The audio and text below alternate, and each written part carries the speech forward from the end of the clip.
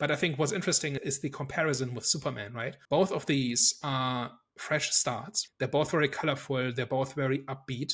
They both try to be about like family and identity and things related to that in some way. So they're quite similar. What I found interesting is that Fantastic Four has a really good flow. I think it's got good pacing, it's got good moments. As I'm watching it, I'm having a good time. I just feel unsatisfied in the end. And with Superman, I have the exact opposite, where it's a bit messy, it's a bit chaotic, it's a bit crowded. But then, as I think more about it, it feels more satisfying because the character level of it is stronger, right? So Superman specifically about identity and role models and being noble when the world doesn't want you to or doesn't show you how or doesn't is not going to help you, so you have to go your own path, right? And there's this idea of heritage. He thinks being Kryptonian means one thing, and he then finds out it's another.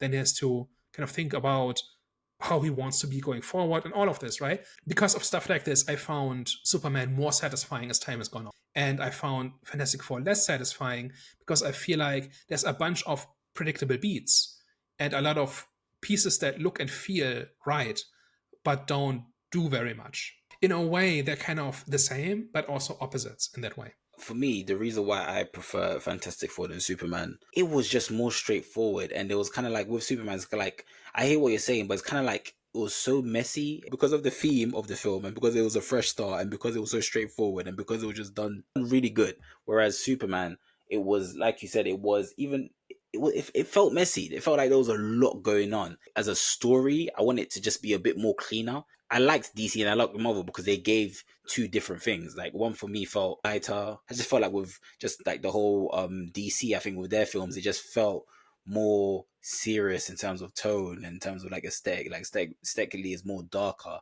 Yeah, it's interesting that I have such an opposite reaction to it because to me, in Superman, there's an actual character dilemma, right? Like a character has to, like, I think the movie didn't quite put as much emphasis on the actual choice of what to do once he realizes what his Kryptonian heritage actually means.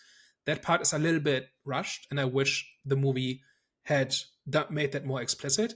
But no such thing exists in Fantastic Four. Nobody actually has a choice to make. Nobody has a real setback. Like the entire solution to the plot is pure technobabble. There's no real point at which any character is actually in a tough situation and has to make choices and has to live with the consequences of those choices. I think that is the difference.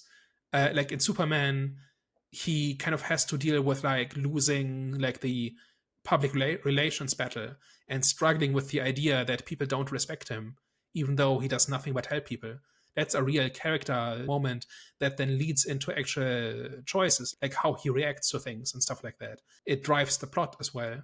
Whereas in Fantastic Four, I don't feel like anything drives the plot. And that is what I find unsatisfying. Like once you look under the hood and say, yes, okay, is there anything interesting happening here? And I think in the case of Fantastic Four, the answer is very much no. Because the only choice they make is not sacrificing Franklin. That's not a real choice because that was never going to happen. So there was never any chance that they would give up Franklin or that Franklin would ever be in any real danger or that they would fail at rescuing Earth, which means there are no stakes and it means there are no consequences to anything. That's my problem.